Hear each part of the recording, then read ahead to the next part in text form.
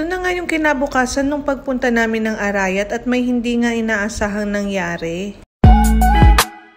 Talaga namang automatic good ang morning mo pag ganito ang view na makikita mo sa umaga. Malapit nga lang pala ito sa shop ng father-in-law ko at walking distance lang din sa bahay nila. Minamanifest ko nga dito na sana soon ay makabili rin kami ng bahay na may magandang view katulad nito. Tapos yung every morning na magko-coffee ka, ganito yung view mo. Kaya mepay nga na kaine, ay talaga namang buo na talaga yung araw mo. Pagbalik nga namin ng bahay dito, sabi ko kay Mr. Cortez ay ipagtimpla niya na nga ng Cerelac si Aya para makapag-almusal. Ito nga pala yung binili namin kay Aya no, na rice and veggies at buti na lang talaga ay nagustuhan niya. Iba nga rin to dun sa nabili naming una na Cerelac sa kanya. Dahil ito ay talagang parang meron siyang kanin at mga bits ng mga gulay. Iwan nga muna namin saglit si Aya dito sa in-laws ko dahil nga nagkakayaan kaming kumain sa Anlilugaw. Kung napanood nyo nga sa previous mini vlog namin ay gusto ko nga kumain ng Anlilugaw kaso nagkataon naman na nagkasakit si Mr. Cortez. Kaya naman ngayong umuwi ulit kami ng Arayat ay hindi ko na pinalagpas mga mare. Medyo excited nga ako dyan dahil matagal-tagal na rin nung kumain kami ng Anlilugaw. Tignan nyo naman yung view sa dadaanan nyo kaya hindi pwedeng hindi ka talaga mapapawaw. Kaya naman talaga sana soon in God's grace makabili kami ng lupa't bahay ni Mr. Cortez dito. Hindi naman masamang mangarap mga mare basta pagtulungan yung mag-asawa, diba? Meron nga kaming madalas kainan ni Mr. Cortez na Anlilugaw din pero this time sabi niya ay dadalhin niya nga raw ako dun sa Magalang. Hindi na nga rin ako kumontra mga mare dahil for sure alam niya naman kung saan yung masarap na kainan dito. Medyo natatawa na naiinis pa nga ako nung time na to. Paano naligaw kami mga mare? Diyos ko. Di ko na nga mabilang ilang kanto yung nilabasan at pinasukan namin at finally nandito na nga kami. Nandito nga yan sa Bragg's Lugawan Tapsilogan. Ito nga pala yung mga choices na pwede nyong idagdag sa lugaw nyo. Actually ito yung isa sa mga nagustuhan ko sa lugawan dito sa Magalang. Kasi sanay ako dun sa manok at itlog nga lang yung laman. Pero dito maraming choices na pagpipilian. Alam mo talagang masarap ang isang kainan kapag maraming tao. Ang aga-aga pa nga lang dyan pero tingnan nyo naman halos wala na kaming maupuan. Ito nga pala yung pinili ko, isaw nga at atay. Nung una nga kaming kumain ni Mr. Cortez sa ganitong kainan, akala ko nagpapaluto siya ng barbecue. Yan pala sa huglaking lugaw.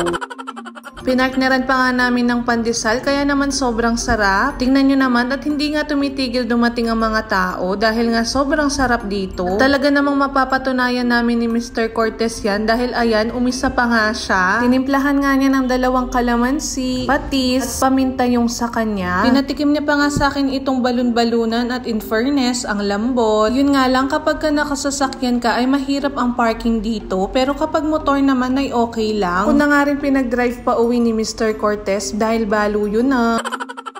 Fast forward nga, kinakapunan ay may nangyaring hindi maganda kay Primo. Uwi na nga sana kami nito at nabangga nga siya na nagmomotor. Napark nga lang si Primo nung nabangga siya nung bata. Buti na lang talaga at hindi pa kami nakasakay ni Aya. Ay naku, kung hindi ibang usapan talaga yun. 10 years old nga lang pala yung nakabangga, walang lisensya at walang rehistro din yung motor. Kaya naman hindi ko talaga alam kung ano yung mafe-feel ko nung araw na to. Imagine sobrang alaga namin kay Primo at hindi pa nga siya matagal sa amin. Tapos biglang ganyan yung mangyayari. Kaya naman sana sa mga magulang dyan na merong minor na anak. Kahit po alam nating marunong mag-drive yung mga anak natin, please lang, wag nyo naman pong papag-drive-in sa labas ng kanto nyo or ng street nyo. Tapos wala ngang lisensya at syempre hindi rin nakarehistro yung motor. Sobrang laking abala nga sa akin nito dahil 1 week nga daw itong ipapagawa. Everyday use ko nga ito sa office kaya naman talagang hindi ko niyan alam paano ako papasok. Meron nga kami naging kasunduan ng parents nung nakabangga. Kaya naman nandito kami ngayon sa barangay para nga magkasulatan. Hindi muna ako masyadong magbibigay ng information ngayon dahil meron nga kaming usapan hanggang linggo. Gusto ngang ipaiwan ng barangay yung motor na nagamit sa aksidente. Pero dahil nga naawa rin ako sa parents nung minor ay pinadala nga namin. Kaya naman sana ay tumupad din sila sa usapan namin na hanggang linggo. Sabi nga nila ay walang may gusto sa nangyari. Pero syempre maiiwasan natin yan kapag meron tayo didisiplina sa mga anak natin lalo na't minor. Ilang araw talaga ako nag-iisip at hindi ko nga matapos-tapos yung pag-edit ng mini vlog namin sa Araya. Ano iniisip ko kasi si Primo. Kaya naman next week abangan nyo kung ano yung magiging update kay Primo at sa usapan nga namin. Yun lang sa ngayon. Thank you for watching at ingat po lagi tayo. Bye!